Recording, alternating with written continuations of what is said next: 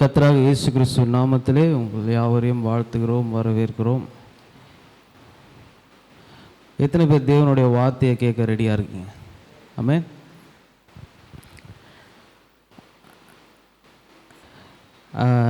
எதை குறித்து பேசுகிறது அப்படின்னு நான் ஆண்டவர்கிட்ட கேட்கும்போது, ரொம்ப நாளாக ஒரு காரியத்தை குறித்து பேசணும்னு இருந்தோம். நம்ம எல்லாருக்கும் இருக்கிற ஒரு பிரச்சனை, என்ன பிரச்சனைன்னு சொல்லுங்களேன். எல்லாருக்கும் இப்போ இருக்கிற பிரச்சனை என்ன பிரச்சனை? என்ன பிரச்சனை? கடன் பிரச்சனை. கடன் பிரச்சனை, பண பிரச்சனை, ரெண்டும் ஒரே பிரச்சனை தான். ஸோ இந்த கடனை குறித்து, இந்த பண பிரச்சனையை குறித்து நம்ம பேசணும். இந்த மாதம் வாக்குத்தத்தம் மாதிரி நம்ம எப்பவுமே என்ன பண்ணுறோம், நம்மளோட கை எப்பவுமே என்ன பண்ணுறது, இப்படி தான் இருக்கே தவிர இப்படி என்ன பண்ணாது. இப்படின்னா என்னங்க, இப்படின்னா என்னங்க, இதுனா என்னது? கொடுக்கறது. இதுனா என்னது? யாராவது இப்படி பண்ணுவாங்களான்ட்டு தான் நம்ம கை எப்பவுமே என்ன பண்ணுது, இப்படி இருக்கே தவிர இப்படி கொடுக்கறத பற்றி நம்ம என்ன பண்ணுறது இல்லை, பெருசாக பேசுகிறதே இல்லை. பாருங்களேன், ஆக்சுவலாக முன்னாடி நம்ம சபையில் நல்லா கொடுத்துட்டு இருந்தவங்க கூட இப்படி போகிறது என்ன ஆயிடுச்சு, இப்படி வரவே இல்லாத மாதிரி என்ன ஆயிடுச்சு, சூழ்நிலை மாறிடுச்சு. யாருமே என்ன பண்ண முடியாது, தப்பு சொல்ல முடியாது. ஏன்னா அவங்கவுங்க சூழ்நிலை என்ன பண்ணுச்சு, மாறி இருக்குது. நிறைய கஷ்டங்கள், பண பிரச்சனை தான் என்ன பெரிய பிரச்சனையாக இருக்குது. ஸோ ஆண்டவர் இந்த பணத்தை குறித்து என்ன சொல்கிறாரு அப்படின்னு நம்ம தெரிஞ்சுக்கிட்டோம்னாலே இந்த பண பிரச்சனை என்ன பண்ணும், முழுவதுமாக நம்மளை விட்டு போயிடும். இந்த வெட்கம், இந்த ஷேம்னு சொல்லுவான் பார்த்தீங்களா, இந்த பாவத்தில் இப்போ ஒரு உதாரணத்துக்கு அடல்ட்ரி, விபச்சாரத்தில் ஈடுபட்டவங்களோ இல்லை ஏதாவது ஒரு பாவத்தில் ஈடுபட்டவங்களோ அவங்களுக்கு என்ன இருக்கும், வெட்கம் இருக்கும். அந்த வெட்கத்தினால தான் என்ன பண்ண மாட்டாங்க, அது வெளியவே சொல்ல மாட்டாங்க. பாருங்களேன், இப்போ யாரோ ஒருத்தர் நம்ம மத்தியில் அந்த மாதிரி ஒரு பாவத்தில் விழுந்துட்டாங்கன்னு வச்சுக்கோங்களேன், அது ஓப்பனாக சொல்லக்கூடிய அளவுக்கு நம்ம சபை இருக்கா அப்படின்னு கேட்டால் இல்லை. சப்போஸ் யாராவது ஓப்பனாக சொல்லிட்டாங்கன்னு வச்சுக்கோங்களேன், அதை வச்சே நம்ம அவனை என்ன பண்ணுவோம், என்னங்க பண்ணுவோம், பார்ப்போம். அவன் எவ்வளோதான் அதிலிருந்து மீண்டு வந்தால் கூட அதை வச்சே தான் நம்மளுக்கு அவனை பார்த்தவொன்னே என்ன பண்ணுவோம், அடையாளம் பண்ணுவோம். பாருங்களேன், ஸோ சபை என்பது ஒரு கம்யூனிட்டி, ஒரு சமுதாயம் எப்படியா இருக்கணுமா, சேஃப் பிளேஸாக, ஒருத்தர் குறித்து ஒருத்தருக்கு என்ன பண்ணாது இங்கே தெரியவே. ஸோ இந்த வெட்கம்ன்றதுக்கு தான் ரொம்ப முக்கியமான காரியம். இந்த வெட்கத்தினால நம்ம என்ன பண்ண மாட்டோம், சொல்லவே யாருக்கு ஒரு நம்ம ஃப்ரெண்டுக்கிட்டேயோ இல்லை நம்ம ஊழியம் செய்கிற ஒரு பாஸ்டர்கிட்டயோ ஹெல்ப் கேட்கவே என்ன பண்ண முடியாது. ஏன்னா கேட்டால் என்ன ஆகிடும், வெட்கம் அப்படின்ற ஒரு காரியம் இருக்கிறதுனால அதை நம்ம என்ன பண்ண மாட்டோம், கேட்கவே மாட்டோம். பாருங்களேன், ஸோ இந்த வெட்கம்னால நம்ம அந்த பிரச்சனையை என்ன பண்ணுவோம், மூடி மூடி மூடி மூடி வைக்கிறதுனால அந்த பிரச்சனை என்ன பண்ணாது, சரியாகாதே தவிர எப்படி தான் ஆகும், வளர்ந்து கொண்டே போகும். ஸோ இந்த பண பிரச்சனையிலையும் இந்த கடன் பிரச்சனையிலையும் வெட்கம் தான் என்ன ஆகும், ஒரு முக்கியமான காரியமாக செயல்படுது. ஸோ கடன் பிரச்சனையிலையும் நம்ம வெளியே சொல்கிறதுக்கு நமக்கு என்னவாக தான் இருக்கும், வெட்கமாக தான். ஆனால் இப்போ வெட்கமே இல்லாமல் நம்ம என்ன பண்ணுறோம், எங்கே பிரதர் அப்படி நம்ம இப்போலாம் ஓப்பனாக என்ன பண்ணுறோம், 3.5 லட்ச ரூபா கடன் இருக்குது, 35 லட்ச ரூபா கடன் இருக்குது அப்படின்னு நம்ம என்ன பண்ணுறோம், அது பெருமையாக சொல்கிற லெவலுக்கு வந்துட்ட. பாருங்களேன், வெட்கப்பட்ட காலம் போய் அதை என்ன பண்ணுறோம் அப்போது. ஸோ இந்த வெட்கம், அதாவது இது இந்த கடன்லேருந்து எப்படி பிரதர் நான் வெளியே வர்றது அப்படின்னு யாராவது இது வரைக்கும் நம்ம கேட்டிருக்கோமா? இந்த இடத்துல இப்படி போனேன், இப்படி போய் என்னோடய பைக்கை வச்சேன், இப்படி போய் என்னோடய காரை வச்சேன், இங்கே ஈஸியாக கடன் கொடுக்குறான் பிரதர் அப்படின்னு தான் நம்ம டிஸ்கஷன் என்ன பண்ணுவோமே தவிர இந்த கடன்லேருந்து எப்படி வெளியே வர்றது, இதுக்கு நமக்கு ஒரு தீர்வே இல்லையா அப்படின்னு நம்ம என்ன பண்ணுறதில்ல, கேட்குறதே இல்லை. பாருங்க, ஸோ ஆதாமுக்கு அவன் விழுந்த பேருக்கு முதல்ல வந்த பிரச்சனை என்னவா, ஆதாம் விழுகைக்கு அப்புறம் அவனுக்கு வந்த பிரச்சனை என்ன, அவன் என்ன பண்ணான், வெட்கம் அவனுக்கு என்ன வந்துச்சு. அப்புறம் என்ன வந்தது, பயம் வந்தது. அதுக்கப்புறம் என்னது, ஆங்ஸைட்டின்னு என்னது, அங்கலாய்ப்பு என்ன பண்ணுச்சு அவனுக்குள்ளே வந்தது. இந்த 3 காரியம் தான் முதலாவது அவனுக்குள்ளே என்ன பண்ணுச்சான் வந்தது. அது எதனால் வந்தது,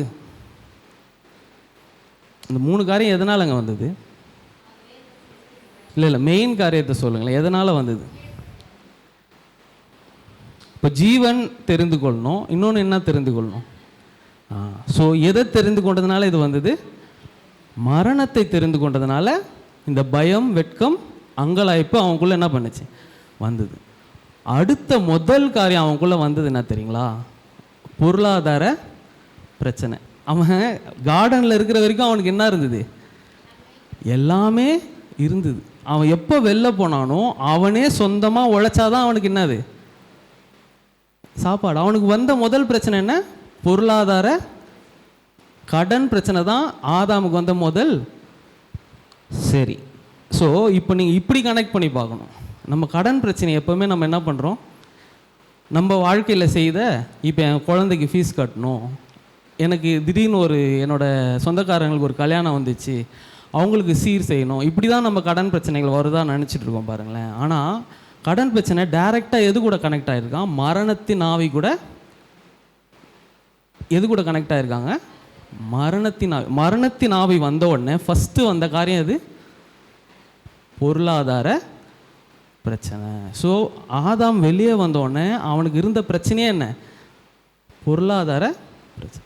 ஸோ கடன் பிரச்சனை எந்த ஒரு ஆவினால தான் நமக்கு அதிகமாக வருதான்? மரணத்தின் ஆவிக்கும் கடன் பிரச்சனைக்கும் என்ன சம்மந்தம் அப்படின்னு நீங்கள் யோசிப்பீங்க பாருங்களேன்.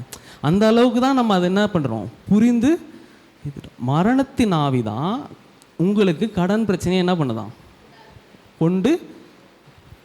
சரி, இப்போ நம்ம ஈஸியாக ஒன்று எல்லாத்தையுமே வந்து ரொம்ப ஈஸியாக ஆகிட்டோம் பாருங்களேன்.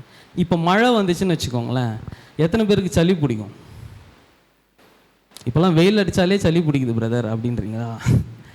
மழை வந்தோடனே சளி பிடிச்சா அந்த சளிக்கு பேர் என்னது? ஆங்கிலத்தில் சொல்லுவாங்க காமன்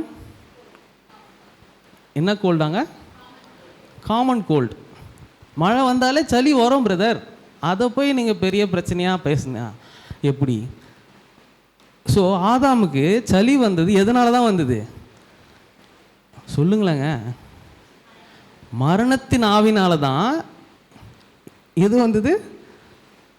இப்போ நம்மளை பொறுத்த வரைக்கும் சளி வந்து அது கொஞ்சம் கொஞ்சமாக டெவலப் ஆகி இன்ஃபெக்ஷன் ஆகி அவர் ஐசியூக்கு போய் அவர் என்ன பண்ணிட்டாரு?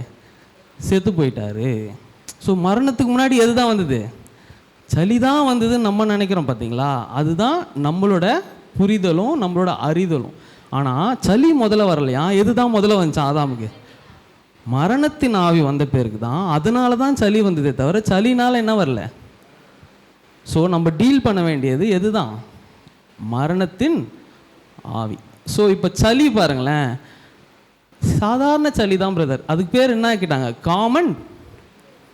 ஸோ நம்ம முட்டாள்தனத்தினால எல்லாரும் கான்ஷியஸாக என்ன பண்ணுறோம்? அது வராதவங்க கூட என்ன பண்ணுறோம்? மழை வந்தால் என்ன வரும்? சளி வரும். இது என்னது? பொதுவான காரியம். அப்போ கான்ஷியஸாக நம்ம எல்லாம் ஒன்று சேர்ந்து என்ன நினைக்கிறோம்? மழை வந்தால் ஸோ அது ஆட்டோமேட்டிக்காக நீ என்ன பண்ணிடுற? உனக்குள்ளே அதான் அக்செப்ட் பண்ணுற பார்த்தீங்களா? அப்போ தான் என்ன வருது? சளி உனக்குள்ளாக வருது. ஸோ இதெல்லாம் நம்ம டீல் பண்ணோன்னா எது தான் நம்ம டீல் பண்ணோம்? மரணத்தின் ஆவியை தான். சரி,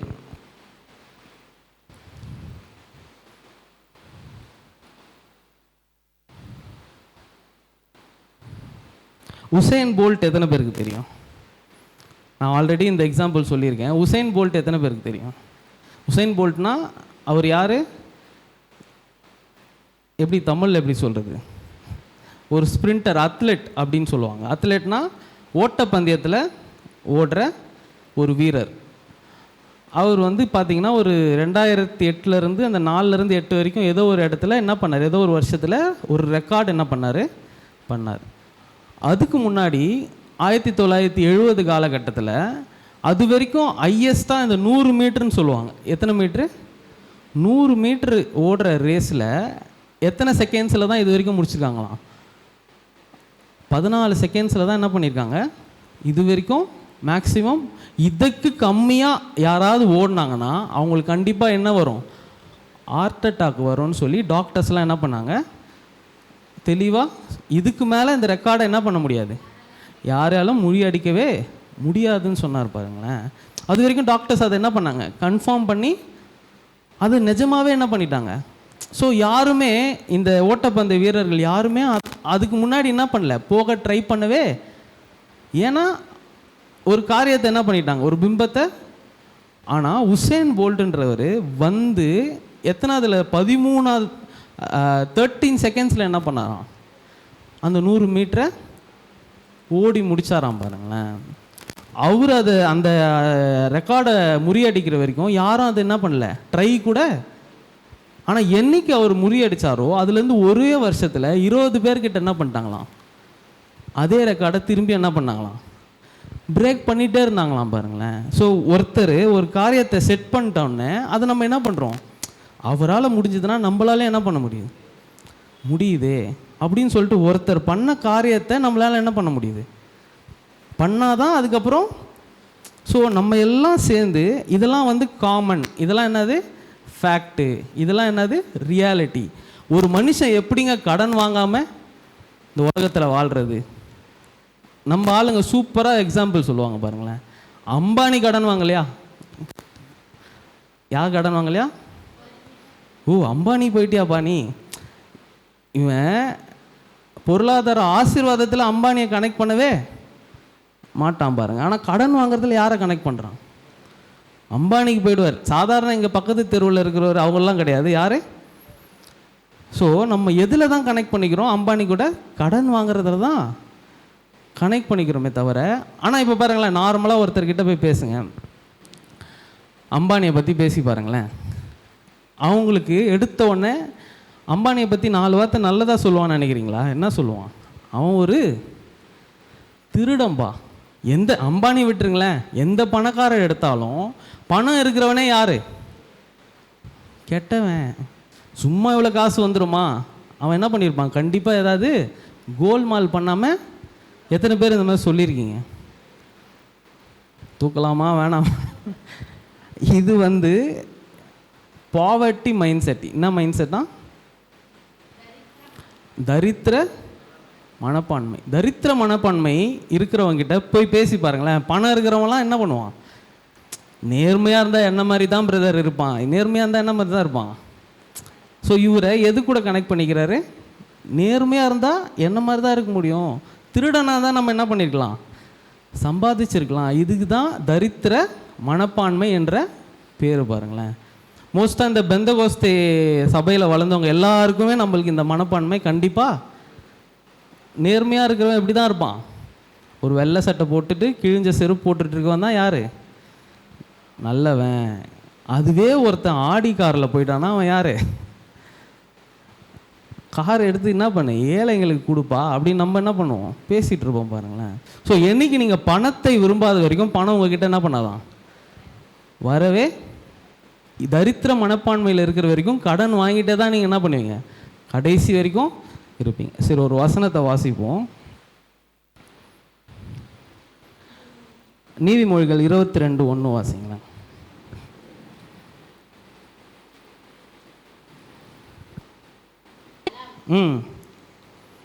வாசிங்க. சந்திக்கிறார்கள். 2ல வாசிங்க திரும்பி. ஐஸ்வர்யவானும் தரித்திரனும் ஒருவரை ஒருவர் சந்திக்கிறார்கள். அவர்கள் அனைவரையும் உண்டாக்கினவர் கர்த்தர். ஸோ இந்த வசனம் வந்து நமக்கு தரித்திரனும் ஐஸ்வர்யவானும் என்ன பண்றாங்களாம், சந்திக்கிறாங்க, ஒருவர் சந்திக்கிறாங்க. ஆனால் இவங்க 2 பேரையும் உருவாக்குனது யார் தானா, தேவன், கர்த்தர் தான். ஸோ இந்த வசனத்தை எடுத்து தான் நம்ம நிறைய பேர் என்ன பேசிடுறாங்கன்னா, பணக்காரனை உண்டாக்குனதே யாரு, ஆண்டவர் தான். ஏழையை உண்டாக்குனதே யாரு, ஆண்டவர் தான். ஸோ ஏழை எதுக்காகனா, பணக்காரனுக்கு என்ன பண்ணணுமா, அவன் பணம் சேர்க்கறதுக்கு உதவி பண்ணணும். பணம் சம்பாதிக்கிற பணக்காரன் ஏழைகளுக்கு என்ன பண்ணணுமா, கொடுக்கணும். ஸோ இப்படி தான் இது பேர் என்ன சொல்லுவாங்க, இந்த மாதிரி சோஷியல் பேலன்ஸ் இருக்கணும்ன்ட்டு தான் கடவுள் என்ன பண்ணியிருக்காரு, இப்படி உருவாக்கியிருக்காரு. இந்த வசனத்துக்கு போய் இதுக்கான அர்த்தங்கள் நம்ம நிறைய இந்த கூகுள்ல எல்லாம் பார்த்தோன்னா ஒன்றும் விடாமல் எல்லாத்துலேயுமே இருக்கிற அர்த்தம் என்ன, இந்த மாதிரி சோஷியல் பேலன்ஸ்க்காக தான் என்ன பண்ணியிருக்காரு, ஆண்டவர் உருவாக்கியிருக்காரு. அந்த வசனத்தை திருப்பி வாசிங்க. 2 ஐஸ்வர்யவானும் தரித்திரனும் ஒருவரை ஒருவர் சந்திக்கிறார்கள், அவர்கள் அனைவரையும் உண்டாக்கினவர் கர்த்தர். ஐஸ்வர்யவானும் தரித்திரனும் ஒருவரை ஒருவர் சந்திக்கிறார்கள். இவங்க 2 பேரும் உருவாக்குனது யார் தான்? கர்த்தர். இப்போ என்ன உருவாக்குனதும் யாருங்க? கர்த்தர் தான். இப்போ இவங்களை உருவாக்குனதும் யாரு? கர்த்தர் தான். ஸோ அவர் 2 பேருமே என்ன பண்ணியிருக்காரு? என்கிட்ட பில்டிங் இருக்குது, என்கிட்ட கார் இருக்குது, அவங்ககிட்ட என்ன இல்லை? எதுவுமே இல்லை. வீடு இல்லை, கார் இல்லை. இவங்க 2 பேருமே உருவாக்குன ஒரு பொதுவான ஒரு காரியம் இருக்குது. அவர் தான் யார்? தேவன். தேவன் 2 பேரையும் எப்படி தான் உருவாக்குனாராம்? ஒரே மாதிரி தான் உருவாக்குனாரு. ஆனால் இவங்க 2 பேரையும் இருக்கிறத பொறுத்து, இவர்கள் வாழ்க்கையில் தெரிந்து கொள்கிற காரியத்தை பொறுத்து தான் இவங்க 2 பேருக்கும் என்ன இருக்கான்? இவன் ஐஸ்வர்யவானாக இருக்கான், அவங்க என்ன பண்ணுறாங்க? தரித்திரனா. இன்னும் உங்களுக்கு புரிகிற மாதிரி சொல்லணும், இயேசுவே என்ன பண்ணுறாரு? ஒரு தாளந்துகளை என்ன பண்ணுறாரு? 5 தாளந்த ஒருவனுக்கும் 2 தாளந்த, அப்புறம் 1 தாளந்த. சரி, அப்புறம் என்ன பண்ணுறாரு? அதை 1 தாளந்து வாங்கினவன் என்ன பண்ணுறான்? அந்த 1 தாளந்த ஒளிச்சு வைக்கிறான், அப்படியே வச்சிருக்கான். அவன்கிட்ட இருந்து புடுங்கி அதை யார்கிட்ட கொடுக்குறாரு? 5 தாளந்து. அதை பெருக்கணும். இல்லாதவன் கிட்ட புடுங்கி யார்கிட்ட கொடுக்கணும்? இருக்கிறவர்கிட்ட. போங்க, ஆண்டவர் என்ன பண்ணிட்டாரு? ஸோ உன்னை படைச்சது 2 பேருக்கும் காமன் யாரு? ஆண்டவர் தான். உன்னை ஏழையா தரித்திரனா படைக்கல, உன்னை படைச்சது ஒருத்தர் காமனாக இருக்காரு. அவன் யாக்கோபாவதும் யோசேப்பாவதும் யார் கையில் தான் இருக்கு? அவன் கையில் தான் இருக்கு. யோசேப்பை போல தேசங்களுக்கு கடன் கொடுக்கறதும் அவன் கையில் தான் இருக்கு. யாக்கோபு போல என்ன பண்ணுறான்? அடிமையாக போய் வாழ்ந்து, வாங்க திரும்பி எங்கேயே போகலாம், எகிப்துக்கே போகலாம், அங்கே போய் என்ன பண்ணுவோம், ஏதாவது சாப்பிட கிடைக்குமா பார்க்கலாம் அப்படின்னு யோசிக்கிறவரும் படைச்சவரும் யார் தான்? தேவன் தான். பணக்காரனை படைச்சவரும் யார் தான்? ஸோ இங்கே யார் தான் காமன்? தேவன் தான். தேவன் இவனை ஏழை தரித்திரன் என்ன பண்ணல, படைக்கல. ஸோ இந்த மாதிரி இதை சமமாக ஆக்கணுன்ட்டு தான் உலகத்தில் கம்யூனிசம்ன்றது என்ன பண்ணுச்சான்? வந்துச்சு. கம்யூனிஸ்ட்னா என்ன தெரியுங்களா? எத்தனை பேர் கம்யூனிசம் பற்றி தெரியும்? ரஷ்யா மாதிரி தேசங்கள் என்ன தேசமாக இருக்குது? கம்யூனிஸ்ட் தேசமா. கம்யூனிஸ்ட் தேசம்னா என்ன தெரியுங்களா? எல்லாருக்கும் எல்லா வித வாய்ப்புகளும் சரி சமமாக என்ன பண்ணும்? கிடைக்கப்பட நீ செய்கிற வேலையை எல்லாத்தையும் என்ன பண்ணிடுவான்? கவர்மெண்ட் கண்ட்ரோலில் வச்சுப்பான். எல்லாமே சரி சமமாக எல்லாருக்கும் கொடுக்கப்பட்டா அதிலிருந்து வர அவுட்கம் எல்லாத்துமே என்ன இருக்கும்? சமமாக இருக்கும்னு நினச்சி தான் கம்யூனிஸ்டத்தை என்ன பண்ணாங்க? உருவாக்குனாங்க. ஆனால் அது என்ன பண்ணல, வெற்றி பெறவே இல்லை. இப்போ ஒரு ரன்னிங் ரேஸ் ஓடுறோன்னு வச்சுக்கோங்களேன், எல்லாரும் என்ன பண்ணுவோம்? இப்போ நீங்கள் எத்தனை பேர் பாசிங்க, வளைவாக இருந்தாலும் ஒருத்தன் முன்னாடி உட்காந்துருக்க மாதிரி இருக்கும், இன்னொருத்தன் பின்னாடி உட்காந்துருக்க மாதிரி, 5 பேர் ஒரு இதில் உட்காந்துருக்க மாதிரி. ஏன் அப்படி உட்காந்துருக்காங்கன்னா, அந்த சர்க்கிளில் என்னவா இருக்கணுமா? எல்லாம் சமமாக இருக்கணும். இப்போ சப்போஸ் இந்த விசில் அடிக்கிறதுக்கு முன்னாடி ஒருத்தன் ஸ்டார்ட் பண்ணிட்டான்னா அவனை என்ன பண்ணுவாங்க? ஃபவுலுன்னு சொல்லி திருப்பி என்ன பண்ணுவாங்க? ரேஸ் ஆரம்பிப்பாங்க. எல்லாரையும் சமமாக ஒரே லைனில் ஆரம்பித்தாலும் எல்லாம் சமமாக வராங்க. கடைசியில் எப்படி வராங்கங்க? ஒருத்தன் முதல்ல வரான், இன்னொருத்தன் என்ன பண்ணுறான்? கடைசியாக வரான். ஸோ நம்ம எதை தெரிந்து கொள்கிறோமோ அதன் விளைவு தான் நம்ம வாழ்க்கையில் என்ன பண்ணுமா? அதுதான் உங்களுக்கு என்ன பண்ணாங்க? சுயாதீனனா நம்மளை என்ன பண்ணியிருக்காரு? ஆண்டவர் படைச்சிருக்கிறார். ஸோ ஒருத்தன் யாக்கோபு மாதிரி ஆகிறதும் யோசேப்பு மாதிரி ஆகிறதும் யார் கையில் தான் இருக்குது? நம்ம கையில் அந்த அதிகாரத்தை என்ன பண்ணியிருக்காரு?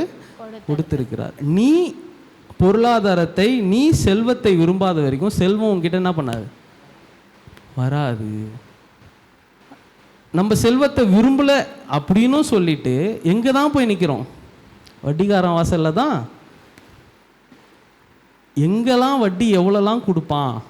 இப்போல்லாம் 5 ரூபா வட்டினா கூட யாரும் என்ன பண்ணுறது இல்லை, கவலைப்படாமல் வாங்குகிறோம். பார்த்தீங்களா? அந்த மாதிரி நம்ம சூழ்நிலை என்ன ஆகிட்டு இருக்கு? மாறி போச்சு. இந்த செய்தி ஆரம்பிக்கிறதுக்கு முன்னாடி ஒன்று சொல்லிட்டு ஆரம்பிக்கணும்னு நினச்சேன். கொஞ்சம் பேச போக நிறைய என்ன பண்ணும், கொஞ்சம் வலிக்கும் போது நீங்கள் என்ன நினைக்கக்கூடாதுன்னா, ஓ இவர் நம்மளை பற்றி தான் பேசுகிறாரு, இப்போ ஒரு உதாரணத்துக்கு சொல்கிறேன் பாருங்களேன். இப்போ கேலப் பிரதர் ஃபேமிலி இருக்காங்க. இப்போ தான் 2 ஏசி இஎம்ஐயில் வாங்கி போட்டேன், இவர் நம்மளை பற்றி தான் பேசுகிறாரு அப்படின்னு நினைக்கக்கூடாது. ஏன்னா உங்கள் கதை யூனிக்கான கதை இல்லை, எல்லாருக்கும் அதே கதை தான். எல்லாருக்கும் என்ன கதை? இஎம்ஐ கதை. நீங்கள் 2 ஏசி வாங்கியிருந்தீங்கன்னா பக்கத்தில் இருக்கிறோம் 3 ஏசி வாங்கியிருப்பான். ஸோ நம்ம எல்லார் கதையும் ஒரே கதை தான். இவரை பற்றி பேசுகிறாரு அவர். ஆனால் பேசும்போது லைட்டாக என்ன பண்ணுறோம், வலிக்கும், கொஞ்சம் இது பண்ணுற மாதிரி இருக்கும். ஆனால் அதை நம்ம புரிஞ்சுட்டு அதை நம்ம என்ன பண்ணணும், அதை செயல்படுத்தணும்னா நம்ம அதிலிருந்து எப்படி வெளியே வரலான்றது நமக்கு என்ன பண்ணலாம், கற்று கொள்ளலாம். இப்போ பாருங்களேன், விதைப்புன்றது ரொம்ப முக்கியம். இப்படி வாங்கணும்னா முதல்ல நீ என்ன பண்ணணும், இப்படி கொடுக்கணும். நீ விதை விதைத்தாதான் அறுவடை என்ன பண்ண முடியும், எடுக்க முடியும். எல்லாத்துலேயுமே ஆண்டவர் இந்த விதைப்பு அறுப்பை பொருத்தி தான் நம்மளுக்கு என்ன பண்ணியிருக்காரு, ஆசீர்வாதத்தை வச்சிருக்கார். இப்போ ஒரு குழந்தை பிறக்கணும்னா கூட அதுக்கு விதை இருந்தால் தான் அதுலேருந்து என்ன பண்ணும், குழந்தை வரும். ஸோ இந்த மாதிரி எல்லா காரியத்திலையும் விதைப்பு அறுப்புன்றது ரொம்ப முக்கியம். ஸோ நீ விதைக்கிற கரங்களை நீ இது பண்ணாதான் உனக்கு என்ன வரும், அறுவடையை நீ பெற்றுக்கொள்ள முடியும். இப்படி சொன்ன உடனே ஒரு கேள்வி டக்குன்னு உங்கள் மைண்டில் வரும், விதைக்கிறதுக்கே விதை இல்லையப்பா. சொல்கிறது வாஸ்தவம் தான், விதைக்கிறதுக்கு விதை இருக்கா? எங்கள் அம்மாலாம் டக்குன்னு கேட்பாங்க, விதைக்கிறதுக்கே விதை இல்லை, போய் குடு விதைக்கின்ற, எங்கே போய் விதைக்கிறது அப்படின்னு கேட்பாங்க பாருங்களேன் அப்படி சொல்லும் போது. ஸோ விதைக்கிறதுக்கு உனக்கு, ஆனால் இந்த வாசம் இஎம்ஐ கட்டுறதுக்கு விதை எங்கேருந்து வருது? என்ன பண்ணுவேன், ஒரு கிரெடிட் கார்டை ஸ்வைப் பண்ணு, இல்லை போய் எங்கேயாவது ஒரு கொடைனா. ஒரு பிரதர் அந்த மாதிரி தான் ஒரு டெஸ்டிமனி சொன்னார். அவரோட பர்ஸில் வந்து இல்லாத கிரெடிட் கார்டே என்ன பண்ணாதான் இருக்காதான். அந்த மாதிரி எல்லா கிரெடிட் கார்ட்லேயுமே லிமிட் ஃபுல்லாகி இருந்து தான் பாருங்களேன். ஒரு தடவை இந்த மாதிரி லைக் பொருளாதார ஆசீர்வாதத்தை கொடுத்து பாஸ்டர் பேசிகிட்டு இருக்கும்போது அவருக்கு ஏவப்பட்டு அவர் எல்லா கிரெடிட் கார்டும் அவங்க ஒய்ஃப் வாங்கிட்டு போய் என்ன பண்ணாங்களாம், மேக்ஸிமம் 1000 ரூபாய் தான் என்ன பண்ணிச்சான் ஒரு கிரெடிட் கார்டில். எல்லா கிரெடிட் கார்டும் ஒரு 1000 ரூபாய் போட்டு ஒரு 10,000 ரூபா கிட்ட என்ன பண்ணாங்களாம், விதைச்சாங்களாம் பாருங்களேன். அவங்க காசுலேருந்து விதைக்கிறதுக்கு அவங்ககிட்ட என்ன இல்லை, காசே இல்லை, கடன்லேயே விதைச்சாங்களாம் பாருங்களேன் ஒரு நம்பிக்கையோட. ஒரே ஒரு 3 மாதத்துக்குள்ளேயே அந்த கிரெடிட் கார்டு எல்லாத்தையும் அடைக்கும்படி அவர்கள் என்ன பண்ணாராம், ஆண்டவர் கிருபை செய்தாராம் பாருங்களேன். முதல்ல நீ விதைக்காதான் அதை நீ என்ன பண்ண முடியும், அறுவடை செய்ய முடியும். சரி சரி வாசிங்க 2:3 வாசிங்க. விவேகி, அது நீதிமொழிகள் தானே? ஆமாம் ஆமாம். விவேகி ஆபத்தை கண்டு மறைந்து கொள்ளுகிறான், விவேகி ஆபத்தை கண்டு மறைந்து கொள்கிறான். பேதைகள் நெடுக்க போய் தண்டிக்கப்படுகிறார்கள், பேதைகள் நெடுக்க போய் தண்டிக்கப்படுகிறார்கள். விவேகி ஆபத்தை கண்டு மறைந்து கொள்ளுகிறான். எத்தனை பேருக்கு புரியுதுங்களா? விவேகி என்ன பண்ணுறான், விவேகினா என்னது, ஏதோ ஒரு லேடியோட பேர் மாதிரி இருக்கு அப்படின்னு பார்க்குறான் நிறைய பேர். விவேகினா என்னது, விவேகம் உள்ளவன் என்ன பண்ணுறான்னா, ஞானம் உள்ளவன் என்ன பண்ணுறான்னா மறைந்து கொள்ளுகிறான். எதை பார்த்து மறைஞ்சு கொள்றானா, லோன் வேணுமா பிரதர் அப்படின்னு கேட்குறவனை பார்த்து என்ன பண்ணுறானா மறைஞ்சு கொள்றான். ஆனால் அடுத்தது என்ன வார்த்தை யூஸ் பண்ணியிருக்காங்க, பேதைன்னு ரொம்ப ஆங்கிலத்திலையும் ஒரு தமிழ்லையும் ரொம்ப டீசெண்டாக கொடுத்துட்டாங்க. பேதை என்னன்னாங்க, முட்டாள் என்ன பண்ணுறான்னா வழி நெடுக்க போய் வழி நெடுக்க போய் யார் கடன் கொடுப்பா அப்படின்னு என்ன பண்ணுறான்னா போய் மாட்டிக்கொள்றானா. ஆனால் லோனு பிரதர் லோனு அப்படின்னா கிளக்குன்னு உடனே என்ன பண்ணோம், கட் பண்ணுறவன் தான் யார், விவேகி. ஆனால் ஒரு 5 நிமிஷம் தானே பரவாயில்ல சொல்லுங்கள் பிரதர் கேட்போம் அப்படின்னு கேட்குறவன் தான் யாரா, முட்டாள். அவன் போய் என்ன பண்ணோம், கடனே நம்ம வாங்க வேண்டிய அவசியம் இல்லைன்னா கூட அவன் பேசுகிறதுல என்ன பண்ணுறோம், கண்டிப்பாக கடன் வாங்கி. சரி பரவாயில்ல கொஞ்சம் பேலன்ஸ் கம்மியாக இருக்கே, மாதம் 1000 ரூபா தானே சொல்கிறாரு, எவ்வளோ தான் சொல்கிறாரு, வாங்குவோம் அப்படின்ட்டு என்ன பண்ணுறாங்க. அதுவும் இல்லை, நீங்களே யோசிச்சு பாருங்களேன், லோனை பொறுத்த வரைக்கும் இல்லை கிரெடிட் கார்டை பொறுத்த வரைக்கும் யார் ஃபோன் பண்ணுவாங்க, நீங்கள் ஃபோன் பண்ணுவீங்களா இல்லை அவன் உங்களுக்கு ஃபோன் பண்ணுவான், அவனே ஃபோன் பண்ணி உங்களுக்கு என்ன இருக்குது, நல்ல ஆஃபர் இருக்குது. நீங்களே யோசிச்சு பாருங்களேன், நம்ம நல்லது செய்கிறோம் எவனாவது அவனே ஃபோன் பண்ணுவானா, உங்களுக்கு அவனுக்கு லாபம் இருந்துக்கு தான் என்ன பண்ணுவான், அவனே ஃபோன் பண்ணுவான். உங்களுக்கு லாபம் இருந்தால் என்ன பண்ண மாட்டான், யாருமே அவனே என்ன பண்ண மாட்டான், ஃபோன் பண்ணி உங்களுக்கு ஒரு நன்மை செய்கிறேன் பிரதர்னு சொல்லவே மாட்டான். அவனுக்கு ஒரு லாபம் இருந்தால் தான் உனக்கு என்ன பண்ணுவான். ஸோ கிரெடிட் கார்டோ இல்லை லோனோ கெட்டதா நல்லதா அப்படின்னு கேட்டிங்கன்னா அதை நீங்கள் எதுலேயே தெரிஞ்சுக்கலாம். யார் ஃபோன் பண்ணுறான்னு பார்த்தாலே நீங்கள் என்ன பண்ணலாம், ஈஸியாக தெரிஞ்சுக்கலாம். கிரெடிட் கார்டுனா என்னது, இஎம்ஐ உடனே என்ன பண்ணிடுறோம், மாற்றிட்டு அந்த இன்ட்ரெஸ்ட் இப்போ நீங்கள் 10,000 ரூபாய் வாங்குறீங்கன்னா எவ்வளோ கட்டி முடிப்பீங்க, சும்மா ஒரு உதாரணம் சொல்லுங்களேன், எவ்வளோ கட்டி முடிப்பீங்கன்ட்டு. ஒரு 10,000 ரூபாய் எவ்வளோப்பா கட்டி முடிப்பேன், முடிக்கும் போது உனக்கு தெரியுமே, சொல்ல. 15,000 20,000 கட்டி முடிப்பேன். ஏய், நார்மல் பர்சன்டேஜ் எவ்வளோ, 19,000 ரூபாய் கட்டி முடிக்கும் போது 9,000 ரூபாய் என்ன பண்ணுவோம், எக்ஸ்ட்ரா கட்டு முடிப்போம். இன்னும் பர்சன்டேஜ் ஏற ஏற, அதாவது மாதம் என்ன பண்ணுறோம், ஏற ஏற என்ன இன்ட்ரெஸ்ட் ஏறிக்கிட்டே போகும். மாதம் 1000 ரூபாய் தானே அப்படின்னு நம்ம யோசிக்கிறோம். ஆனால் எங்கே ஏறிட்டே போவோம், 10 கட்ட வேண்டிய இடத்துல கட்டி முடிக்கும் போது நீங்கள் எவ்வளோ கட்டுறீங்க, அவனுக்கு டபுள் மடங்கு, வாங்கினதோட டபுள் மடங்காக தான் நம்ம என்ன பண்ணுவோம், கட்டி முடிப்போம். அடுத்த வசனம் வாசிங்க.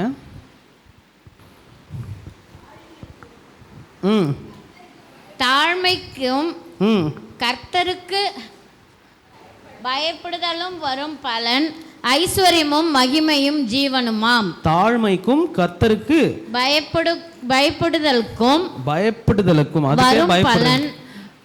தாழ்மைக்கும் கர்த்தருக்கு பயப்படுகிற பயம்.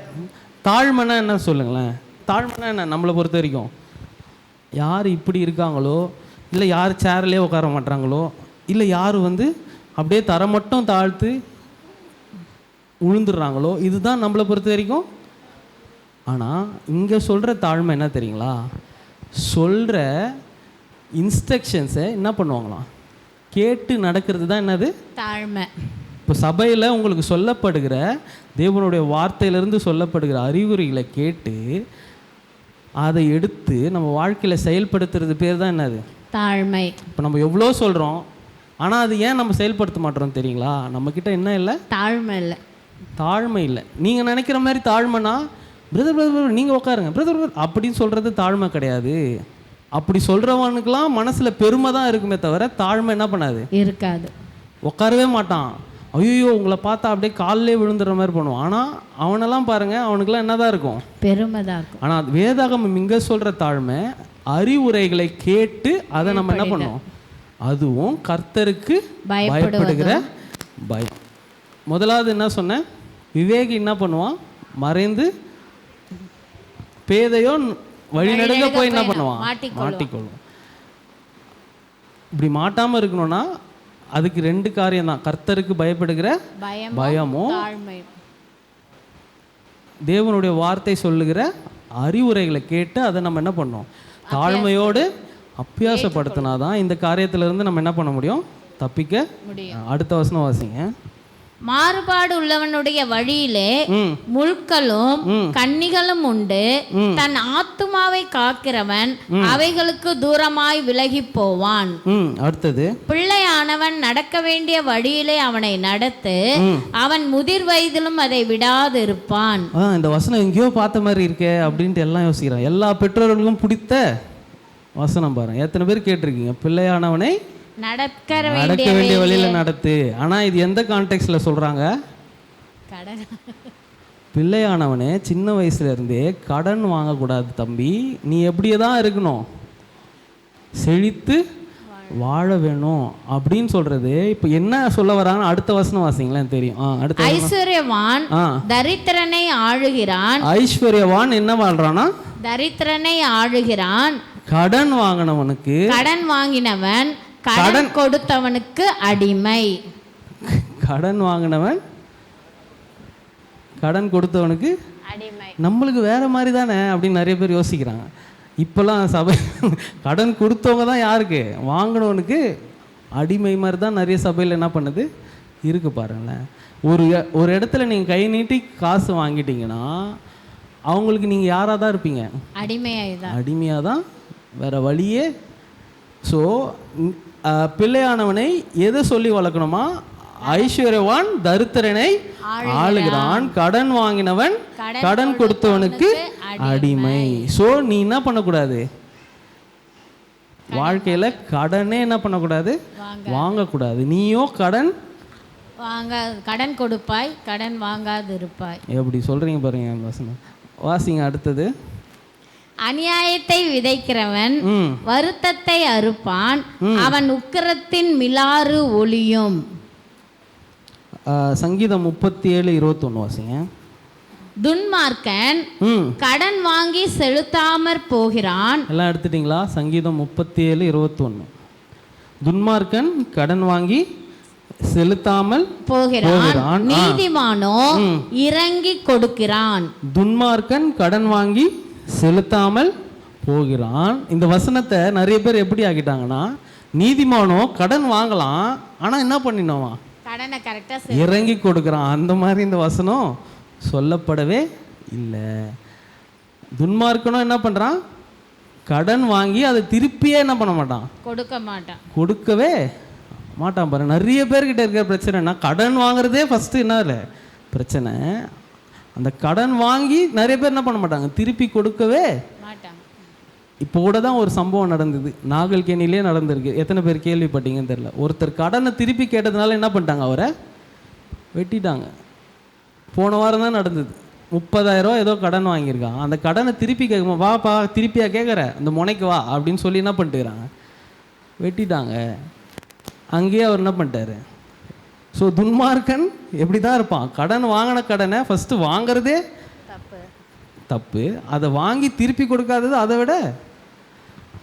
அடுத்தது நீதிமானோ இறங்கி கொடுக்கிறான். இது ஆங்கிலத்தில் வாசிங்க, கரெக்டாக போட்டிருப்பாங்க. அந்த பிக்சர் அனுப்புகிறேன், போடுப்பா தம்பி. The wicked borrows. The wicked The wicked borrows and does not repay. But the righteous shows mercy and gives. அதுக்கு என்ன அர்த்தம்னா, துன்மார்க்கனோ வாங்கிட்டு கொடுக்க மாட்டான், நீதிமானோ வாங்கவே மாட்டான். ஒன்லி என்னதான் பண்ணுவான், கொடுப்பான். இல்லாதவங்களுக்கு என்ன பண்ணுவானா, ஷோஸ் mercy and gives. நீதிமானோ வாங்கிட்டு கரெக்டாக இறங்கி கொடுப்பான். அது நம்ம அர்த்தமாக நிறைய பேர் என்ன பண்ணுறாங்க, பேசிகிட்டு இருக்காங்க. ஆனால் கரெக்டான மொழிபெயர்ப்பில் என்ன இருக்குது, ஷோஸ் mercy and gives. நீதிமானோ கடனே வாங்க மாட்டான். நீதிமானுக்கு கடனே என்னன்னே என்ன பண்ணாதான் தெரியாது. அவன் என்ன பண்ணுவான், மற்றவர்களுக்கு கொடுப்பான். அவனுக்கு கொடுக்கறது மட்டும்தான் என்னவா இருக்குமா, பழக்கமாக இருக்கும். உபாகமம் 28:12 வாசிங்க. ஏற்ற காலத்தில் உன் தேசத்தில் மழை பெய்யவும், நீ கையிட்டு செய்யும் வேலைகளில் எல்லாம் ஆசீர்வதிக்கவும், கர்த்தர் உனக்கு தமது நல்ல பொக்கிஷசாலையாகிய வானத்தை திறப்பார். கர்த்தர் உனக்கு தமது நல்ல பொக்கிஷசாலையாக வானத்தை திறப்பார். நீ அநேக ஜாதிகளுக்கு கடன் கொடுப்பாய். என்ன பண்ணுவ, கடன் கொடுப்பாய். நீயோ கடன் வாங்காது இருப்பாய். இங்கதான் அந்த வசனம் இருக்கு. நீயோ அநேக ஜாதிகளுக்குன்னா என்னங்க, தேசங்களுக்கு, அநேக தேசங்களுக்கு என்ன பண்ணுவ, கடன் கொடுப்ப. நீயோ என்ன பண்ண மாட்ட, கடன் வாங்காம இருப்பாய். ஸோ அநேக தேசங்கள்னா என்னங்க, இப்போ நிறைய பேர் என்ன பண்ணுறோம், இந்த குளோபலைசேஷன், அது என்ன சொல்லுவாங்க தமிழில் தெரியாதுங்க, உலகமயமாக்குதல்னு நிறைய தேசங்கள்கிட்டயே நம்ம என்ன பண்ணியிருக்கோம், கடன் வாங்கி வாங்கி மொத்த கடனும் என்ன பண்ணிருக்கோம், வாங்கி திரும்பி செலுத்தவே இல்லை. ஆனால் நீ தேசங்கள்கிட்டேருந்து கடன் வாங்க மாட்டியான், தேசங்களுக்கே கடன் கொடுக்குற நிலைமைக்கு நீ என்ன பண்ணுவ, ஆண்டவர் உன்னை வைத்திருக்கிறார். அதுதான் நமக்கு கொடுக்கப்பட்ட உடன்படிக்கை. இது என்னங்க, நமக்கு கொடுக்கப்பட்ட, வாசிங்க. ஏற்ற காலத்தில் உன் தேசத்திலே மழை பெய்யவும், நீ கையிட்டு செய்யும் வேலைகளை எல்லாம் ஆசீர்வதிக்கவும், கர்த்தர் உனக்கு தமது நல்ல பொக்கிஷசாலையாகிய வானத்தை திறப்பார். நீ அநேக ஜாதிகளுக்கு கடன் கொடுப்பாய். நீயோ கடன் வாங்காது இருப்பாய். கெனத் கோப்லாண்ட் அப்படின்னு ஒரு ஊழியக்காரர் இருக்கார் அமெரிக்காவில். இப்போது எங்கள் அப்பா எனக்கு பேர் வச்சது கெனத் ஆகன் ஒருத்தர் இருந்தார். அவரும் அமெரிக்காவில் இருக்கிற ஒரு ஊழியக்காரர் கெனத் கோப்லாண்ட். அவர் வந்து இன்னுமே என்ன பண்றாரு, உயிரோட தான். 83 வயசு ஆகுது. அவருக்கு எவ்வளோ வயசு? 83 வயது. இப்போ அவர் கொடுக்கறது வந்து கேஷ்லாம் கொடுக்கறது இல்லையா, பணம்லாம் கொடுக்கறது இல்லை, வீடுலாம் கொடுக்கறது இல்லை. எதுதான் கொடுக்குறாராம்? ஜெட்டு தெரியுங்களா? ஏரோப்ளேனை தான் என்ன பண்ணுறாராம், விதைக்கிறாராம். விதைக்கிறதே எதை தான் விதைக்கிறாரு? ஏரோப்ளேனை தான் விதைக்கிறார். இந்த மாதிரி இன்னுமே அவர் என்ன பண்ணுறாரு, அப்படி தான் விதைச்சிட்டு இருக்காரு பாருங்களேன். அவருக்கு ஓனாக எத்தனையோ ஜெட் இருக்குது. எல்லா ஜெட்டையும் என்ன பண்ணுவார், விதைப்பார். அவருக்கு அதை விட அதிகமாக என்ன பண்ணும், அமெரிக்காலேயோ உலகத்தில் பணக்காரங்க லிஸ்ட்லேயே அவர் என்ன பண்ணுறாரு, பாஸ்டர்ஸில் ஃபஸ்ட்டு. அந்த மாதிரி உலக பணக்காரங்க லிஸ்ட்லேயும் என்ன பண்ணுறாரு, ஒரு ஆளாக இருக்கிறார் பாருங்களேன். ஆனால் அவரோட கதை என்னன்னு கேட்டிங்கன்னா,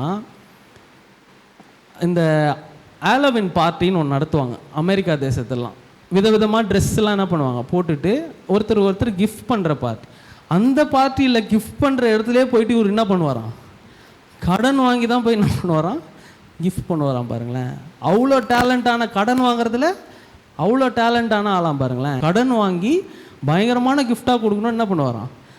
இந்த மாதிரி அவர் திருமணத்துக்கு முன்னாடியிலேருந்து இந்த மாதிரி பழகினதுனால திருமணம் ஆகின பிறகு பயங்கரமாக என்ன பண்ணியிருக்காங்க, கடன் பயங்கரமாக சேர்ந்து.